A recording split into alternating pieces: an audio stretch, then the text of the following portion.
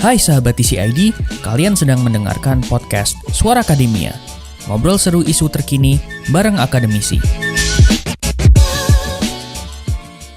Belum lama ini kita melihat ada sebuah kasus korupsi, dugaan korupsi gitu ya, di sebuah kebun binatang di Jawa Timur yang membuat banyak banget satwa itu tuh terlihat kurus dan juga rentan mati. Memang sih yang disorot sama publik kebanyakan adalah tentang berapa besar jumlah korupsinya begitu. Tapi kalau misalnya kita coba lebih lihat dalam gitu ya Sobat TCID, perbincangan mengenai animal welfare dan juga kasus animal welfare di kasus-kasus seperti ini tuh jarang diperbincangkan gitu. Orang lebih fokus ke korupsinya berapa, kerugian negaranya berapa, tapi perbincangan soal animal welfare nggak sebanyak itu. Padahal kalau kita ngelihat nggak cuma di tahun 2026 aja ya, ke belakang gitu, sering banget ada kasus kesejahteraan hewan itu tidak diperhatikan begitu. Kita lebih fokus terhadap kekuatan orang buat membeli, begitu kan, dana operasional dari sebuah kebun binatang dikorupsi, tapi bagaimana kesejahteraan hewannya jarang banget kita obrolin. So for this episode di Suara Akademia kali ini kita bakal coba ngeliat kasus korupsi yang ada di Surabaya itu dari sisi animal welfare-nya, gitu ya kan. Kita nggak mau ngomongin soal korupsinya berapa, polisnya seperti apa, tapi kita bakal fokus lebih ke animal welfare. And for this episode kita bakal ngobrol bareng sama Mas Muhammad Iksan Sidiki. Beliau adalah peneliti dari Badan Riset dan Inovasi Nasional dan sekarang kebetulan lagi di Belanda, gitu ya. Lagi ada sebuah studi gitu di sana. Halo Mas Iksan, apa kabar Mas? Halo Mas Syarif, apa kabar? Saya baik-baik saja. Mudah-mudahan Mas Syarif dan teman-teman di TCID juga baik-baik saja di sana. Kabar kami baik, Mas. Udah berapa lama Mas di Belanda? eh saya dari tahun 2024. Oke. Sebelumnya saya datang 2017, pulang 2019 karena COVID. Saya Mhm. start lagi tahun 2024, Mas. Oh, I see. Ya, Jadi, it's almost 2 years ya, Mas ya, di Belanda ya. yes, more or Oke. less. Alright, menarik, menarik. Tapi kita nggak bakal ngebahas soal Belandanya di mana, terus apa yang seru di Belanda, tapi lebih ke kasus animal welfare yang lagi rame nih, Mas Iksan gitu. Anyway, first thing first, pertanyaan saya nih Mas Iksan lebih soal ketika ribut-ribut kasus dugaan korupsi di kebun binatang Surabaya muncul gitu, dan banyak banget hewan-hewan yang terlihat tidak terurus. What comes to your mind nih Mas Iksan ketika berita ini muncul di mana-mana, Mas? Tentu sebetulnya bukan saya dan siapapun yang masih punya hati nurani, saya kira semua pasti tersentuh lah dengan adanya kabar atau informasi, bahkan visual-visual yang bertebaran di sosial media yang memperlihatkan bahwa seperti itulah kondisi hewan-hewan di kebun binatang di Indonesia yang seharusnya bisa menjadi tempat di mana hewan itu terjaga hak-haknya, namun seperti yang Mas Syarif dan saya kira masyarakat Indonesia lihat seperti itu adanya, tentu ini sangat shocking buat saya pribadi. Saya juga ya sangat sedih lah dengan kondisi-kondisi yang terjadi begitu. Tapi ya memang kalau memang dari saya pribadi justru dengan adanya ini ya ini momen bagi kita untuk melakukan perubahan. Setidaknya apa sih yang perlu kita perbaiki? Ternyata kondisinya seperti itu begitu. Eh, Tanpa ada informasi atau tanpa ada berita yang viral, tentu kita tidak bisa tahu kondisi di dalam itu seperti apa begitu, Mas. I see. Kira-kira. Tapi kan ini nggak yang pertama kali ya Mas Iksan ya gitu. I mean tidak hanya di kebun binatang saja gitu. Bahkan orang-orang yang koceknya tebel itu juga sering kita dengar kasusnya juga tidak mempedulikan animal welfare. Apakah memang kayaknya konsep kesejahteraan hewan atau animal welfare ini tuh belum nyampe ke publik kali ya Mas ya. Jadi ngerasa kayak kalau saya bisa beli ya udah gitu. Saya kandangin aja ngerasa kayak koleksi gitu. Pun kalau misalnya kebun binatang juga kasus kayak gini bukan yang pertama kalinya juga nih Mas Iksan gitu. Betul, Mas Harif. Jadi kalau yang saya perhatikan dari sisi saya pribadi, memang ada kecenderungan di Indonesia atau di third world countries lah, setidaknya masih ada anggapan bahwa hewan yang di bawah kekuasaan kita itu ya tergantung kita yang menguasai. Jadi relasi kuasanya itu terlalu besar, saya kira, Hmm. untuk hubungan antara manusia dan hewan di Indonesia ini. em, ada kecenderungan bahwa selama hewan itu di bawah kekuasaan kita, ya terserah kita yang mengendalikan. Banyak orang yang tidak mengetahui bahwa seperti halnya kita manusia, hewan-hewan pun punya hak-hak yang harus diperoleh. Terlepas hewan itu dalam kekuasaan manusia, terlepas hewan itu dipelihara dimanapun begitu, apalagi di dalam em, penguasaan manusia, welfare atau hak-haknya itu tetap harus dipenuhi gitu loh. Ini yang kadang tidak banyak orang tahu gitu loh. Bahkan seseorang yang memelihara atau punya hewan peliharaan atau pet, saya tidak yakin pemiliknya benar-benar mengetahui hak-hak yang harus dipenuhi oleh hewan peliharaannya gitu loh. Dan ini yang memang perlu pelan-pelan kita advokasi, perlu kita sampaikan ke publik bahwa hak hewan itu sangat kompleks. Dan Hmm. ini eh, hak ini memang harus kita sediakan, karena ketika kita memutuskan hewan berada di bawah kekuasaan kita dengan tujuan apapun, dipelihara sebagai pangan, sebagai pet, atau dengan tujuan apapun kita menguasai hewan. Bahkan ketika kita tahu bahwa akhirnya hewan itu akan kita sembelih, katakanlah demikian. Sebelum hewan itu disembelih, ya tentu ada hak-hak yang harus kita penuhi begitu, Mas. Itu yang perlu kita advokasi, dan pada kenyataannya tidak banyak yang mengetahui ini begitu. Oke. Nah, basic question ya jadinya, Mas Iksan gitu. What is welfare, Mas? Ini jadi pertanyaan besar gitu. Karena kan biasanya orang banyak ngeliat spanduk atau mungkin poster animal welfare gitu ya. Tapi welfare-nya hewan ini tuh sebenarnya kayak gimana sih, Mas? Takutnya definisinya banyak yang sering mispersepsi gitu. Ya, terjemahan bebasnya itu sebetulnya kesejahteraan, tapi em, saya nggak tahu apakah kesejahteraan itu adalah eh, translasi yang ideal dari welfare. Ya. Setidaknya konsepnya adalah kondisi di mana well-being kita, oke, dalam hal ini hewan, well-being hewan itu tidak terganggu gitu. Well-being ini apa? Tentu ini adalah kondisi-kondisi di mana hewan tidak mengalami gangguan terhadap hak-hak dasarnya sebagai makhluk hidup. Ada sebetulnya konvensi atau katakanlah 5 hak dasar yang diterima atau selama ini diterima sebagai hak dasar hewan. Ini dikeluarkan oleh semacam WHO-nya untuk dunia Iya. hewan, katakanlah begitu. Ini ada 5 hak dasar atau 5 basic freedom yang harus hewan terima gitu. Yang pertama itu tentu adalah bebas dari rasa lapar, termasuk rasa haus. Artinya nutrisi dari hewan itu harus terpenuhi. Yang kedua adalah bebas dari penyakit. Dan di sini hewan punya hak untuk menjalani hidup yang sehat.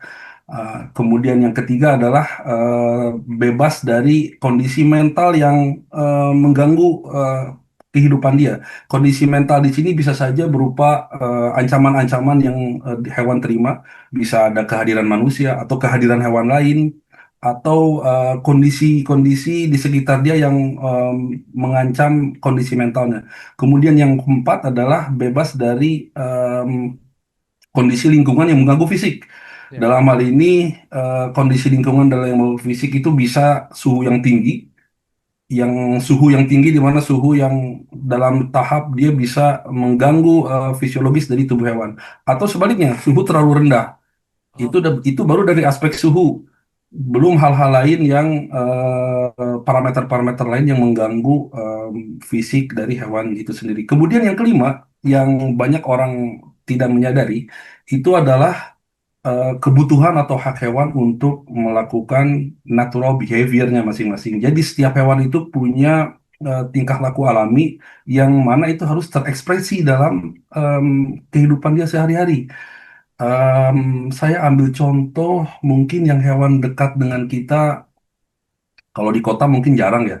Katakanlah kerbau lah, Ya. that one cross my mind. Hmm. Kerbau itu punya natural behavior yang dia harus berkubang di lumpur. Ya. Kalau kita kalau kita em, pelihara kerbau hanya di darat, tidak ada akses ke kubangan air, itu dia terganggu haknya untuk mengekspresikan natural behavior. Kemudian katakanlah saya jadi ingat sekarang ada jika di kebun binatang atau mungkin dipelihara jarang ya orang hutan atau primata lah saya katakan secara umum dia ada natural behavior untuk memanjat katakanlah salah satunya. Jika kita pelihara primata atau primata dipelihara di kebun binatang hanya dikurung dalam satu kandang tanpa ada pohon atau tanpa ada material atau sesuatu untuk memanjat, sementara memanjat itu adalah natural behaviornya, maka di situ ada hak hewan yang terlanggar begitu, Mas Syarif. Jadi each of animal, jadi setiap animal punya natural behavior masing-masing. Disinilah kita ada kewajiban untuk memahami hewan yang kita pelihara. Jika kita punya hewan peliharaan, tentu kita harus mengerti natural behaviornya hewan peliharaan kita apa. Jika kita mengelola sebuah kebun binatang, kita bayangkan kita harus mengerti natural behavior dari setiap spesies hewan yang ada di dalam kebun binatang. Kebutuhan kebutuhan dasarnya apa dan tingkah laku alami atau natural behaviornya seperti apa. Karena itu harus kita sediakan sebagai pengelola atau sebagai manusia yang menguasai hewan-hewan itu. Begitu kira-kira Mas, secara Nah, garis besar. kalau kita ngomongin natural behavior dan juga apa yang dilihat di dekat mata gitu kali Mas Iksan ya. Kita ngomongin dari kebun binatang gitu. Bahkan kalau misalnya kita bisa masuk ke scope yang benar-benar kecil, mungkin gimana cara teman-teman kita merawat hewan peliharaan. Karena kan banyak banget nih, mungkin teman-teman yang melihara, let's say, sugar glider lah, mungkin melihara kucing atau juga melihara anjing. Tadi Mas Iksan juga mention bahwa ada natural behavior gitu. Nah, yang kita saksikan sekarang kan banyak banget nih orang yang melihara hewan itu tuh bener-bener kayak quote unquote kalau di kebun binatang di kerangkeng gitu ya Mas ya. Terus juga kalau yang punya hewan peliharaan yang mungkin kecil-kecil gitu kayak ular atau apa beneran di kerangkeng dan gak ada ruang gerak. So actually sebenarnya kalau yang kayak gitu tuh bisa dibilang salah dong mas, dan nggak perhatiin animal welfare-nya dong. Cuman mikir kayak dikasih makan aja udah sama minum yang bersih gitu, kandang yang oke dan selesai. Itu melanggar secara natural behavior ya dong mas Iksan? Em, yang pertama saya ingin quote dulu kalimat kerangkeng yang tadi Mas Syarif bilang. Oke, kita katakanlah kita memelihara hewan dalam satu area yang sangat terbatas, katakanlah. Saya sebut area terbatas ini karena kerangkeng ini di kebun binatang pun kita kebun binatangnya sendiri itu kerangkeng, Mas. Iya, Jadi setuju. area kebun binatangnya itu kerangkeng gitu loh. Jadi saya ingin beri konteks lebih luas. Artinya ketika kita menempatkan hewan di sebuah area atau sebuah tempat yang bukan tempat alami, bisa itu kandang, bisa itu kebun binatang, kebun binatangnya sekalipun itu bisa jadi kerangkeng untuk hewan. Ya. Oke lah kita memelihara hewan dalam area atau dalam kerangkeng kandang dengan menyediakan hewan dan air. Mhm. Hewan dan air itu seperti saya tadi bilang, hewan makanan dan minuman itu adalah dua hak dasar. Eh, satu satu satu hak saja ya. Di situ ada kebebasan terhadap rasa lapar dan haus. Itu Ya. baru satu pemenuhan hak gitu loh, Mas. Yang kemudian ada empat lain yang memang harus dipenuhi. Nah, sekarang kalau kita bicara kerangkeng atau kandang, kandang atau kerangkeng pun di sini em, apa ya? Sangat kompleks kalau kita menyebut di sini yang jelas kerangkengnya sendiri membatasi untuk hewan mengekspresikan natural behavior itu tentu. Oke. Tapi saya ingin memberi perspektif lain bahwa di tempat luas pun bukan berarti kandang yang luas atau bukan berarti kebun binatang yang luas itu pun kita berpikir bahwa oh ini tempatnya luas, ini Ya. hewan bisa bebas, dia bisa happy. Belum tentu. Jadi hewan yang gemuk kandang yang luas itu bukan berarti hewan terbebas dari tekanan mental. Oke. Saya kasih contoh seperti ini. Katakanlah seekor hewan, saya ambil contoh apa ya? Beruang lah, yang agak Beruang. aneh itu. Beruang kita simpan di tempat luas, sangat luas, bahkan beruang itu bisa berlari, berjalan begitu. Makanan tersedia, tapi em, dia menunjukkan gejala stres seperti katakanlah mungkin mungkin kenyataannya tidak seperti ininya. Saya hanya sebutkan sesuatu yang mungkin ini gejala stres. Hmm. Dia hanya mondar-mandir tanpa arah, Oke. kemudian atau tanda-tanda hewan lain, katakanlah dia ternyata di tempat kandangnya luas, tapi kok dia mencabuti rambutnya, Mhm. atau tidak banyak bergerak, bisa tidak banyak bergerak atau bergerak terlalu aktif, itu mungkin ada sesuatu yang mentally itu mengalami gangguan. Dan kita harus cari tahu. Mungkin di sini ada sangat perlu pengetahuan spesifik terhadap jenis atau jenis-jenis spesies hewan tertentu.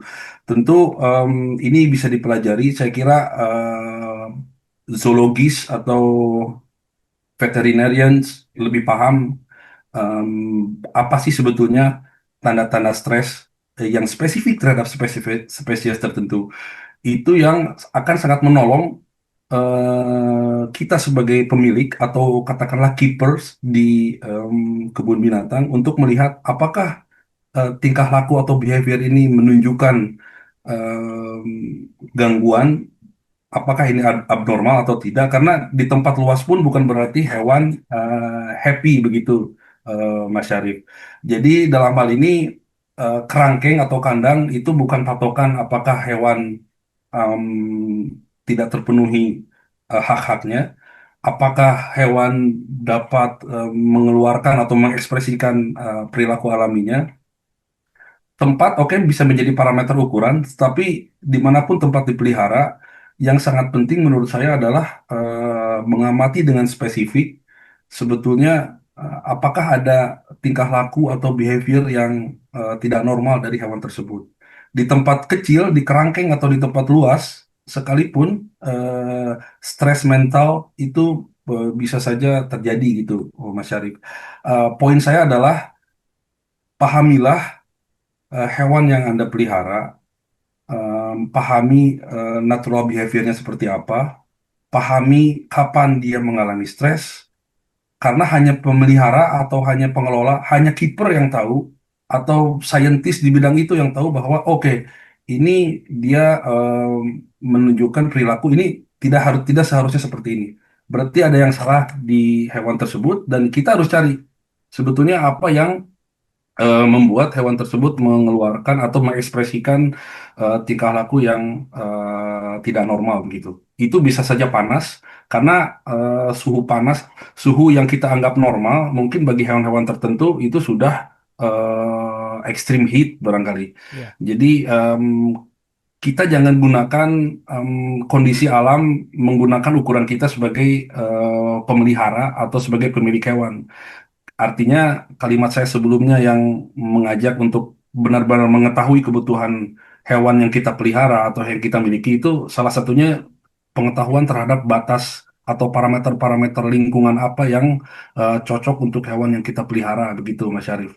Jadi jawab kembali ke pertanyaan tadi, saya kira yang sangat penting adalah memahami hewan yang kita pelihara gitu loh, memahami hewan yang kita pelihara dan parameter-parameter apa saja yang menjadi limit yang tidak boleh kita lewati dalam hal ini, dalam hal jumlah air yang tersedia, suhu yang harus ada di lingkungannya, kelembaban dan lain-lain, itu memang yang harus dipenuhi oleh siapapun yang memelihara atau yang menguasai hewan di apa di di sekitarnya lah, katakanlah demikian.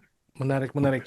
Karena gini, Mas Iksan gitu, sering banget di apa ya, diibaratkan gitu. Kalau kebun binatang kan ada model-modelnya gitu ya. Ada yang benar-benar hewannya dimasukin di sebuah kandang yang agak luas begitu.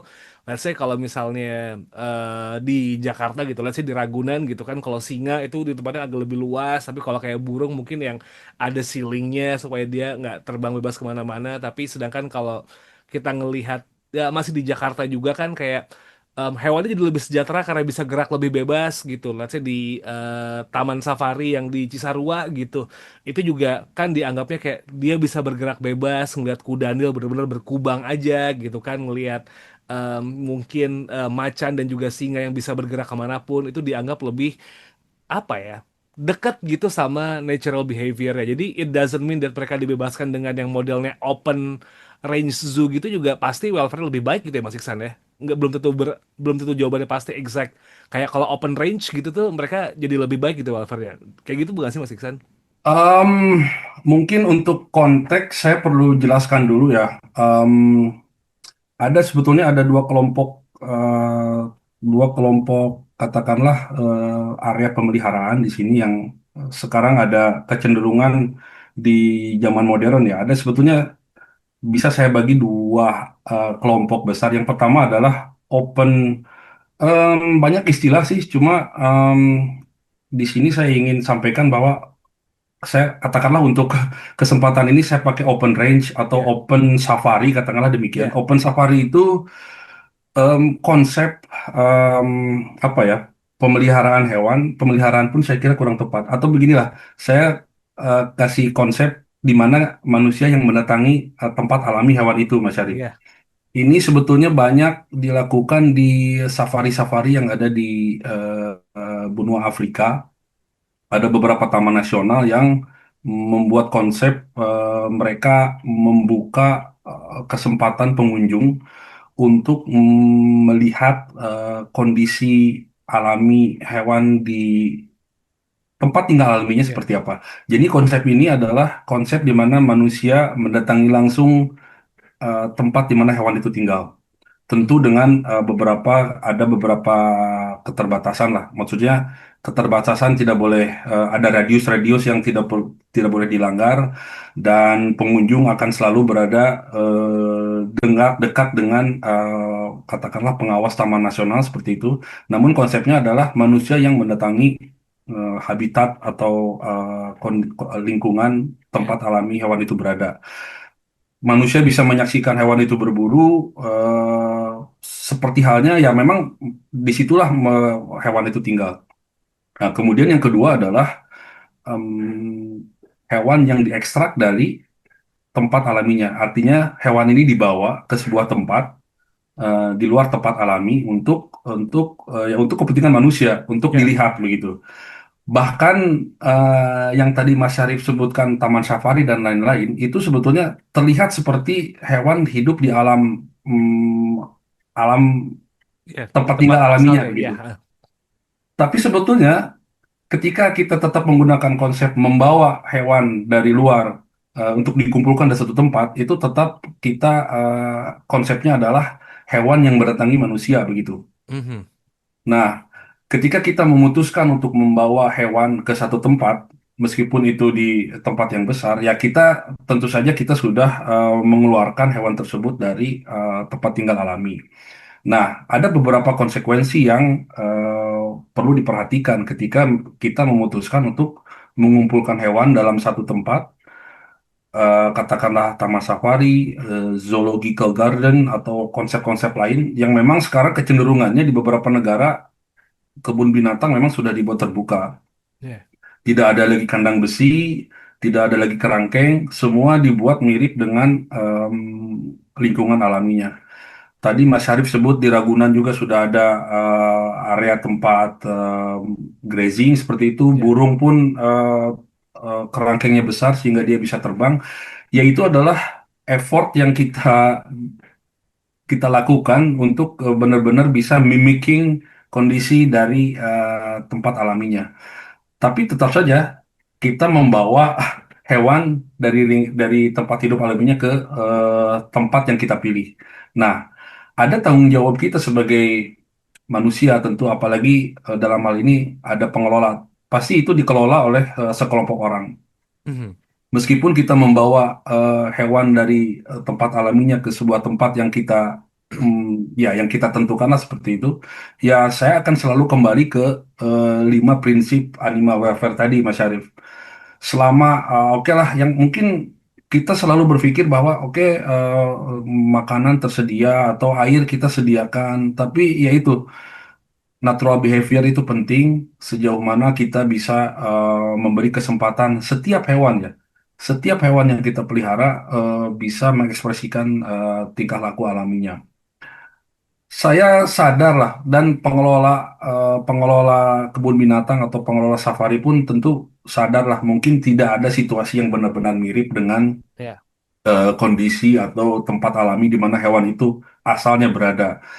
Tapi tentu ilmu pengetahuan berkembang, kita bisa setting sebuah kondisi lingkungan yang bisa minimal menyerupai, ya jika tidak benar-benar sama, minimal menyerupai tempat di mana kita tinggal, tempat di mana hewan itu tinggal, dan yaitu eh, se semaksimal mungkin yang bisa kita lakukan. Tentu dengan meniru tempat naturalnya, tapi ya dengan catatan 5 hak hewan tadi yang harus benar-benar harus dipenuhi itu Mas. Hmm. Dan saya sih kembali lagi saya tidak, kalau untuk untuk makanan dan minuman, makanan, minum dan penyakit saya kira itu sudah menjadi protokol di Ya. setiap kebun binatang lah, meskipun dalam beberapa minggu terakhir ini ternyata terungkap juga bahwa itu tidak dipenuhi. Cuma yang mungkin sering kita apa ya, kita miss itu ya tentu di stres mental dan natural behavior ini Mas Syarif, yang ingin apa ya, yang ingin saya em, disseminate di sini itu seperti itulah. Kadang kita jangan jauh-jauh sebagai kebun binatang deh, hewan peliharaan kita lah, Ya.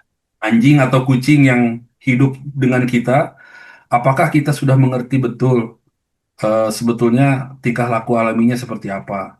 Itu yang kadang mungkin ketika kita melihat kebun binatang kondisinya seperti itu, dan kita pun sebetulnya harus apa ya, sedikit refleksi juga, apakah kita memahami hewan peliharaan kita sendiri kalau memang kita punya hewan peliharaan ya.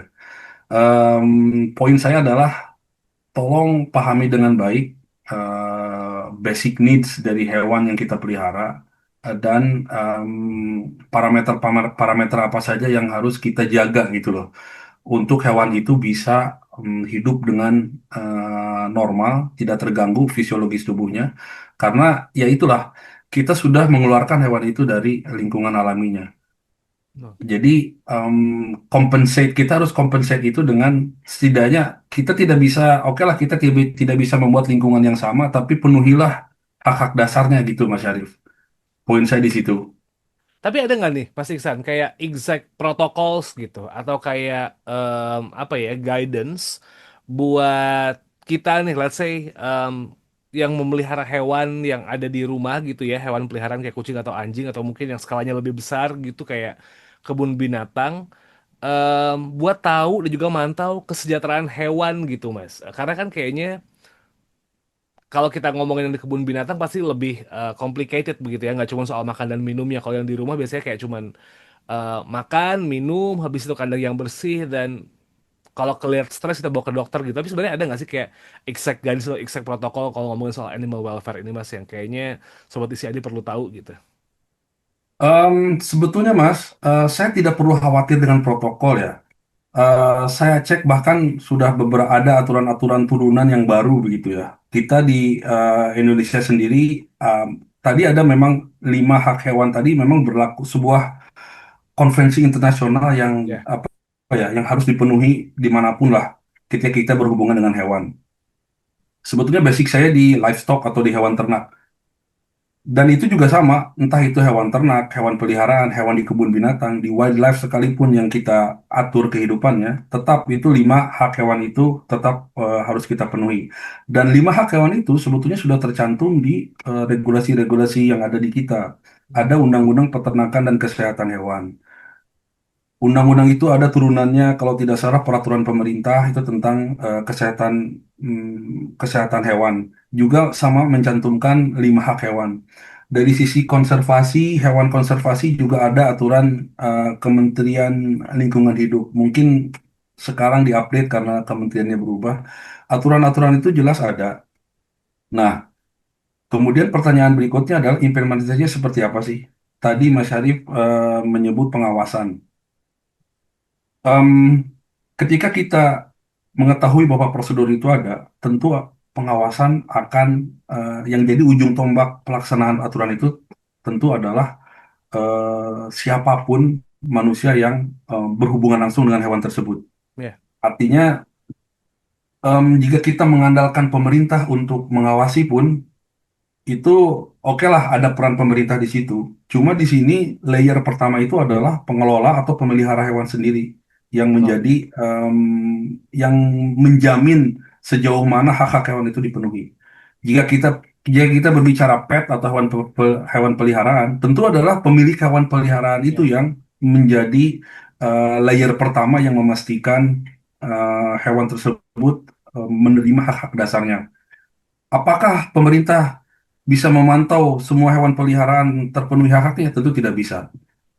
Apabila hewan itu ada di kebun binatang, tentu layer pertama yang menjadi em, apa ya, untuk memastikan hewan-hewan di kebun binatang itu terpenuhi hak-haknya adalah tentu adalah pengelola. Ya. Pengelola ini siapa? Oke, katakanlah ada manajemen yang mengelola kebun binatang. Mereka punya aturan juga, protokol yang menjadi turunan aturan-aturan di atasnya. Mhm. Kemudian yang berhubungan langsung siapa? Apakah kiper atau yang berhubungan sehari-hari itu siapa? Itulah yang menjadi ujung tombak atau layer pertama di mana hak-hak hewan itu bisa terjaga atau terpenuhi. Tentu jika memang pemerintah proaktif, tentu ada banyak cara lah untuk memastikan bagaimana hewan ini terjamin. Saya yakin setiap kebun binatang ada izin atau koordinasi dengan pemerintah yang membidangi itu. Tentu jika memang ingin diperketat, tentu selalu ada jalan lah.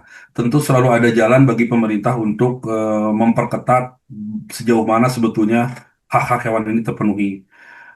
Dengan koordinasi yang intens, dengan mungkin frekuensi kunjungan atau pemeriksaan pengawasan, saya kira eh, intensitas yang tinggi juga akan berakibat dengan anggaran yang tinggi juga. Tapi setidaknya em, jika itu tidak memungkinkan, koordinasi dari pengelola atau siapapun yang memiliki izin atau mendapat izin untuk memelihara hewan dalam jumlah besar, tentu di sini ada kewajiban koordinasi yang saya pikir bisa mencegah hal-hal ini terjadi gitu, Mas Syarif. Setidaknya mungkin pemerintah tidak melihat langsung, tapi dengan koordinasi yang baik tentu apa ya, ada komunikasi dua arah di mana pengelola bisa memberitahu secara transparan kondisinya Ya. seperti apa, pemerintah juga bisa memberi masukan atau mengingatkan kembali bahwa ada regulasi A, B, C yang harus diikuti. Jika ini berlangsung, saya kira seharusnya berlangsung dengan transparan ya, maksudnya Ya. dua pihak menyampaikan kondisi masing-masing. Pemerintah juga mengingatkan kembali aturan-aturan, terlebih jika memang ada regulasi-regulasi baru itu didiseminasikan kepada pengelola. Tentu jika ini berjalan dengan baik dan transparan, saya kira hal-hal seperti yang kita lihat beberapa hari ini bisa em, dicegah sedini mungkin gitu, Mas Syarif. Jadi Hmm. jika pertanyaannya tadi Mas Syarif adalah protokol, protokol itu sudah ada, tinggal implementasinya seperti apa dan komunikasi, tentu koordinasi tadi yang saya pikir perlu diperkuat mungkin ya. Sebetulnya seperti apa sih? Pemerintah kan memberi izin, tentu ketika izin itu diberikan, ada aktivitas-aktivitas yang harus dilakukan begitu. Saya tidak tahu detailnya seperti apa, tapi saya yakin ada kewajiban koordinasi dalam kurun waktu sekian lama harus entah itu melaporkan populasi terkini atau melaporkan kondisi kesehatan masing-masing hewan. Itu saya kira jika dilakukan secara transparan itu bisa apapun yang terjadi hal-hal negatif yang mungkin terjadi itu bisa dimitigasi dan dicari solusinya seperti apa begitu, Mas Syarif. Itulah yang mungkin yang selama ini saya lihat kurang dan ini ruang untuk diperkuat ke depan supaya ada alarm yang bisa memberitahu semua stakeholder bahwa hey, ini kita kurang pakan nih atau ini kita ada sedikit emergensi di kandang kita yang sudah kurang baik sirkulasinya atau apa. Jadi kalau diketahui sedini mungkin ya setidaknya solusi apa yang bisa diambil mungkin bisa bisa dicari bersama gitu loh. Ya. Jadi informasi-informasi seperti ini jangan sampai hanya keep di internal pemelihara, pengelola atau siapapun lah, mungkin kita punya hewan peliharaan. Jika kita sudah tidak sanggup memelihara, kibarkanlah bendera putih, sampaikan ke pemerintah atau organisasi yang peduli tentang hewan bahwa kita sudah tidak sanggup memelihara. Bagaimana nih solusinya? Hewan saya perlu dikemanakan atau bisakah bantu saya untuk menjamin hewan-hewan ini bisa terpenuhi hak-haknya? Artinya komunikasikanlah apa yang terjadi terhadap hewan yang di bawah penguasaan kita gitu. Gi. Mhm. Kira-kira seperti itu Mas Syarif. So, kalau kita ngomong pada dasar, pada akhirnya gitu, Mas Iksan gitu ya, rulesnya udah konkret gitu kan. Aturannya sebenarnya udah mencakup buat semua hal begitu. Bahkan kayak tadi yang 5 aspek yang sifatnya benar-benar mendasar itu sebenarnya udah dicantumkan. Bahkan kayak dari pemerintah kita, negara gitu, bahkan yang dunia internasional semuanya udah ada. Now it's all about the implementations, right? Bagaimana pengelola kebun binatang begitu, atau mungkin pemilik hewan atau pemilik peternakan juga gitu ya Mas Iksan ya, benar-benar ngikutin aturan itu gitu dan berkomunikasi dengan baik dan jangan ngumpet-ngumpetin. Basically cuma itu dong masalahnya Mas Iksan. Kalau kita ngeliat dari sekarang gitu. Atau ada Tadi lagi? ada good point tadi yang disampaikan Mas Syarif. Saya terlewat menyebutkan peternakan. Hmm. Em, Peternakan itu sering luput dari perhatian kita karena oke lah hewan ini kok ujungnya mati kok kita sembelih. Ya, Sapi, hewan, apa namanya, ayam dan lain-lain, ini dia ujungnya mati. Saya teringat tadi karena Mas Syarif bilang peternakan, saya miss sedikit tentang ini. Ini, ini yang kadang sebetulnya ini di sini titik kritis. Titik ya, kritis animal welfare ini sebetulnya ada di hewan-hewan yang kita pelihara untuk kebutuhan pangan, gitu Mas Syarif. Hewan-hewan yang kita pelihara untuk kebutuhan pangan itu adalah ya hewan ternak yang biasa ada di meja makan kita, gitu. ya, Ini yang kadang luput. Kita berpikir hewan ini tidak punya 5 hak tadi karena ujungnya kan akan mati, akan kita sembelih. betul. Padahal tetap harus dipenuhi.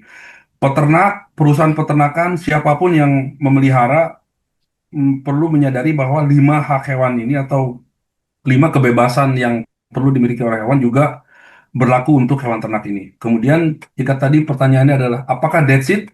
Apakah itu saja? Ya tentu memang pada dasarnya ya 5 hak itu sebetulnya yang kita penuhi, tapi ya eh, dengan memenuhi 5 hak hewan itu saja ya bukan berarti tugas kita selesai. Ya, Sebetulnya hari ini kita penuhi 5 hak tadi, apakah kita bisa menjamin minggu depan, bulan depan, atau tahun depan hak itu akan terpenuhi? Jadi di sini perlu adanya ketika 5 hak itu dipenuhi, tidak tidak selesai di situ, tapi kita harus menjaga sustainability-nya dari apa yang kita kerjakan. Jika kita merasa sekarang sudah melakukan hal-hal itu, sudah merasa memenuhi hak-hak hewan, sudah merasa bahwa hewan yang kita pelihara kayaknya happy-happy aja nih. Kayaknya dia happy-happy aja, tidak terlihat stres. Oh, oke. Tapi nanti di masa depan atau jangan bicara masa depan lah. Besok lusa apakah bisa menjamin seperti itu? Artinya yang berat adalah memaintain apakah kita bisa melakukan itu. Saya perlu bawa ke konteks lebih besar. Jika kita memelihara atau jika kita mengelola dalam jumlah besar, entah itu peternakan dalam jumlah besar atau kebun binatang yang memelihara hewan dalam jumlah besar, balik lagi kita berpikir sejauh mana kita bisa memaintain itu. mhm, Berapa anggaran yang kita butuhkan untuk memaintain hak-hak hewan yang di bawah kekuasaan kita yang sangat banyak itu. Apakah kita bisa menyediakan anggaran sebanyak itu untuk seperti sekarang? Jika kita merasa sekarang sudah memenuhi hak-haknya, apakah kita bisa memaintain biaya itu hingga katakanlah 1 minggu, 1 bulan, atau 1 tahun ke depan? Artinya planning itu sangat penting. Ketika kita berbicara pemenuhan hak hewan hari ini, berarti hak itu harus kita jaga untuk hari-hari ke depan. Dan ketika kita balik lagi ya, kondisi aktual sekarang, ternyata pada hari-hari berikutnya atau di masa depan anggaran kita kurang dan lain-lain, ya tentu yang harus kita punya adalah strategi untuk itu. ya, Strategi untuk menjaga sebetulnya kalau di masa depan anggaran kita kurang itu seperti apa strateginya? Apakah kita perlu dana cadangan? Apakah kita perlu dana darurat? Mungkin saya asum ada beberapa kebun binatang yang sangat mengandalkan biaya operasional dari tiket masuk, katakanlah. Bagaimana kalau pengunjung berkurang? Dana ini dari mana? Di sini harus ada ada mindset kreatif dari pengelola Ya.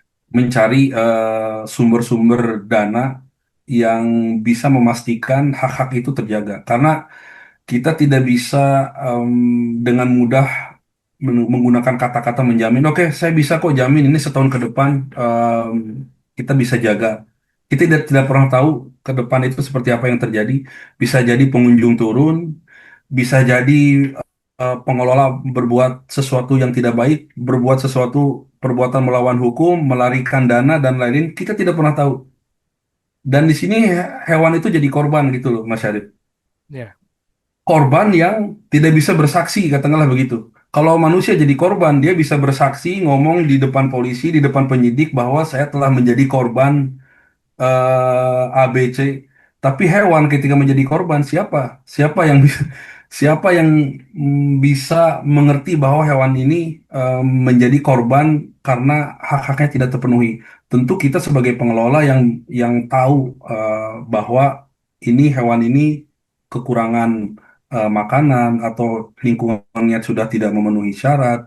Disitulah di sini ada moral yang melekat di sini karena hewan itu tidak bisa bicara ke semua orang atau tidak bisa bicara ke pengunjung bahwa hey, pengelola nih ngasih makannya kurang. Hewan tidak bisa seperti itu. Jadi ada moral di sini bermain bahwa ketika kita mengambil hak hewan itu, katakanlah yang seharusnya kita belikan vitamin untuk hewan, yang seharusnya kita belikan makanan yang cukup untuk hewan, tetapi kita ambil untuk keperluan di luar itu, berarti kan ada hak-hak yang berkurang di situ, Mas Arif. Dan itu hewan tidak bisa protes gitu loh.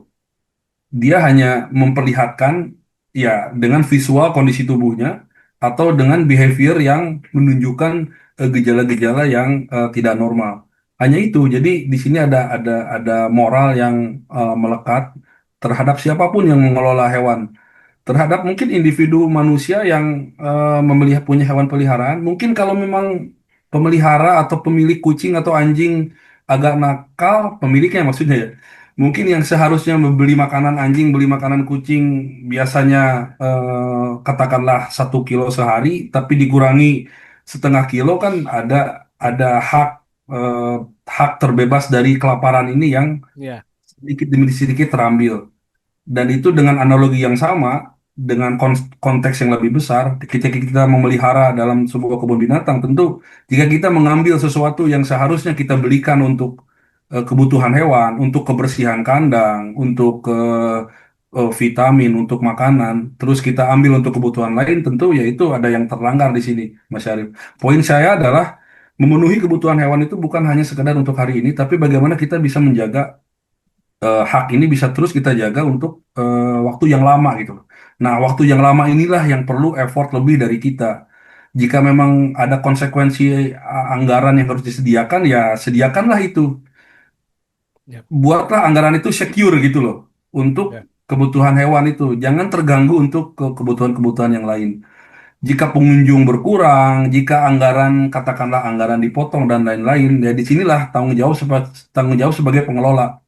Ada pikiran-pikiran kreatif apa yang bisa mendatangkan anggaran lebih untuk itu gitu.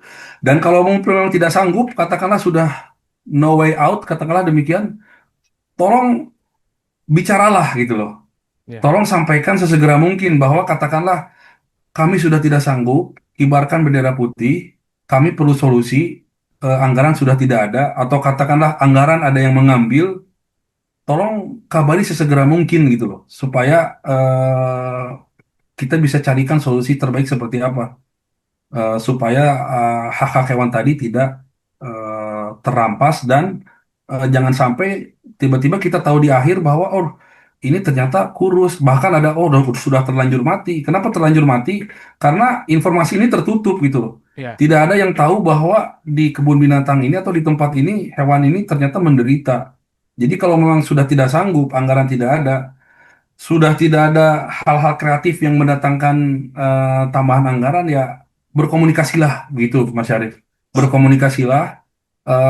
Saya kira bukan hal tabu ketika saya lebih respect ke pengelola yang mengabari sedini mungkin bahwa kita tidak sanggup, ada hewan yang mulai terlanggar haknya, tolong siapa yang bisa membantu dan tolong carikan kami solusi. Saya lebih respect dengan pengelola yang seperti itu. Oke, so kalau misalnya saya coba sum up nih Mas Iksan ya obrolan kita hari ini begitu, kalau berbicara soal animal welfare, the first thing that we have to do adalah benar-benar memahami 5 hak dasar dari hewan tersebut, hewan-hewan yang ada begitu ya tentang kesejahteraannya mereka. Terus juga bagaimana pengelola memahami regulasi dan yang terakhir mungkin juga menjaga sustainability dari pengelolaan dan juga perawatan hewan-hewan yang dirawat itu jadi kunci sebenarnya 3 hal dalam animal welfare begitu. Tidak hanya hewan yang let's say dimasukkan kebun binatang, tapi juga yang ada di peternakan-peternakan gitu. Karena kadang-kadang kalau kita bicara isu peternakan, ini bisa jadi panjang lagi sih anyway kan. Karena peternakan ini kan sempat ada isu bagaimana beberapa restoran cepat saji yang memilih apa ya tempat rumah potong ayam yang ayamnya tuh tidak dikelola dengan baik itu juga lumayan panjang. Jadi 3 hal itu ya Mas Iksan yang harus perlu diperhatiin kalau kita ngomongin animal welfare. Is there ada yang mau tambahin Mas Iksan dari 3 hal ini tadi? Em, ya, poin saya di peternakan tadi, mudah-mudahan ini juga bisa jadi kesadaran publik juga bahwa mudah-mudahan pelan-pelan publik juga mulai sadar. Tadi Mas Syarif sempat singgung dari mana sih sebetulnya pangan kita berasal, supplier-supplier makanan, apalagi sumber protein hewani kita, daging, ayam, telur ini berasal dari mana. Mudah-mudahan konsumen juga sekarang mulai berpikir kritis. Mungkin masalah kita di Indonesia adalah akses terhadap pangan protein hewani ya, pangan yang berasal dari peternakan. Tapi saya harap ke depan itu mulai ada sikap kritis dari konsumen, selain bagaimana cara mendapatkan pangan itu juga. Saya harap konsumen sekarang mulai berpikir sebetulnya bagaimana hewan itu dipelihara, bagaimana hewan atau ayam itu dipelihara, sebetulnya dia dipelihara di mana, dipotongnya dengan cara seperti apa, dia hidup dengan berapa ekor di kandang. Itu mudah-mudahan di Indonesia mulai ada kesadaran seperti itu. Di sini Mas Syarif, di Belanda itu mulai ada, konsumen itu mulai diinformasikan bahkan di level di groceries ya, di Ya, supermarket itu yang menyajikan produk asal hewan, itu bisa kita bisa memilih produk hewan mana yang sesuai lah dengan standar moral kita. oke. Misalkan kita mengambil telur, telur ada beberapa macam di sini. Ada telur yang dipelihara dari kandang ayam yang berisi hanya 2 ekor ayam. Atau ada telur yang berasal dari ayam yang dipelihara secara free range, misalkan ayam ayam yang hidup bebas, dia bertelur bebas, tidak dikandangkan dan lain-lain. Itu kita bisa pilih eh, produk hewan mana dipelihara dengan cara seperti apa. Juga sama halnya dengan daging, daging ada yang organik, daging ayam organik, ayam ini dipelihara secara bebas, pakannya tidak mengandung antibiotik. Konsumen diinformasikan, itu semua diinformasikan di rak setiap bahan pangan itu begitu. Dan saya harap ada kesadaran-kesadaran itu di masyarakat kita bahwa kita tidak hanya berpikir bagaimana cara mendapatkannya, tapi sebetulnya bagaimana sih hak-hak hewan ini dipenuhi sebelum mereka di berakhir di meja makan kita. Setidaknya mereka sudah menyediakan pangan buat kita. Setidaknya kita bisa tahu, kita bisa menjamin bahwa sebelum mereka menjadi pangan, mereka mendapat hak-haknya sebagai hewan atau sebagai makhluk hidup. Begitu kira-kira Mas Arif. Dan Oke. thank you poinnya mengenai pangan. Mungkin di podcast berikutnya kita bisa bicara banyak tentang. Sure, Mas. Soal pangan sebenarnya jadi banyak pertanyaan hal yang besar gitu. For me personally, karena kadang-kadang kalau main ke beberapa daerah gitu ya, atau ngelihat punya temen yang punya peternakan gitu, kadang-kadang sempat kepikiran juga kandang yang bersih kayak gimana. Terus kalau satu ukuran kandang itu tuh kalau misalnya yang punya peternakan ayam tuh pasnya berapa ayam yang ada di ukuran kandang tersebut, atau misalnya ternak lele deh gitu dalam ukuran kolam segitu tuh sebenarnya boleh bibitnya berapa sih itu ada di kepala saya cuman ya kayaknya dulu ntar bakal panjang lagi nih Mas ini seharian kayaknya.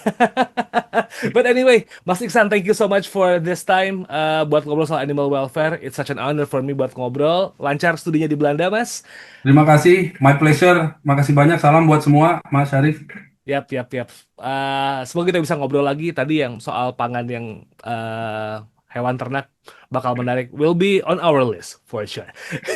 Sobat TCID, anyway, thank you so much for listening to this episode. Saya Muhammad Syarif signing out. Thank you once again sudah mendengarkan episode ini. Have a nice day and I'll see you next week.